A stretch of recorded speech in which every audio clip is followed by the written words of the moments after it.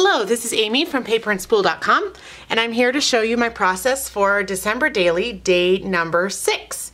And so what I'm going to do today, I have this large photo of some really cool ribbon spools that I bought while I was Christmas wrapping shopping, I guess. And I'm going to put it here across from my day 5. So my day 5 was Santa visit, and I'm going to put my day 6 across here. I do think I'm probably I'm gonna leave this transparency between the 2 days. And what I had planned originally was to use a page protector, but I'm feeling like I'm very in the page protector this year, so I'm actually just gonna take that one out. And I have the letters to spell 6 here for day 6.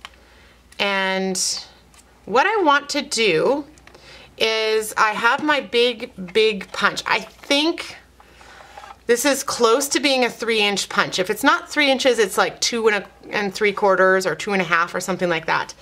And I didn't purchase the main kit from Ali Edwards this year, but I did love that little half circle notepad. So I'm just going to be using this punch to create a little half circle for the top here where I can put those letters.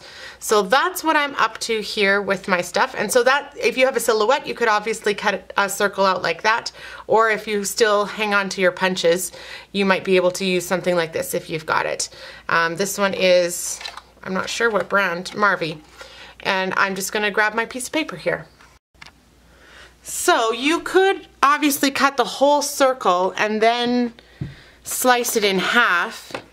But what I'm going to do is look at it from the back, and I'm just going to put it like slightly over half and then punch while I'm watching so that I know I have a good straight edge there.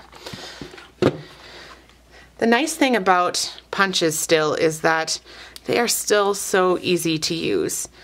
And you don't have to start up your computer, and you don't have to make sure your computer and your silhouette are talking to each other nicely and all of those kinds of things. I don't know if you guys ever, sometimes my silhouette just has a mind of its own and doesn't like to communicate with my computer. So I'm just going to line these up. Oh, I was not thinking. I wanted to stamp around the edge here. I should not have stuck the chipboard first. Well, let's see what I come up with here. So I've got 6, because maybe I'll just actually hand write around the edge. Now, one of the best tools, and I know that Ali has recommended this year too, but I really cannot recommend it enough. The biggest thing that I love in my craft room is the 6-hole punch, and this one is from Michaels. It was in the planner section. Those of you who can order from Michaels online in the States, we can't order online in Canada, you have to go into the store in Canada, you might be able to find it there, but it perfectly does all 6 holes. And so it has been, I've had it now I think for about a year, and the nice thing is that all the Studio Calico albums are like this. The Hello Forever planner is like this, the same ring assortment, and I think there's a lot of other things that have the same ring setup, and so it's really easy to use it on every project. It's almost like one of those tools that once you get it, you're like, how did I ever live without this? And I'm just going to apply this up at the top, centering it there. So day 6. And I do want a little bit, actually, you know what, I've got a little star on here. I do want a little bit of something kind of right here where Ali has it on the notepad. So I'm just going to actually grab a block. I forgot to bring a stamping block with me over to my little video area.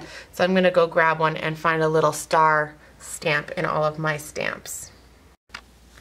Okay, I got my life all sorted out here, and I'm just using Studio Calico Color Theory Poppy, and I've got a tiny little reindeer.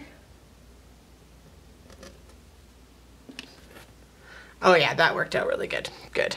Sometimes I'm a little concerned, I think I've mentioned before, I'm not the best stamper around.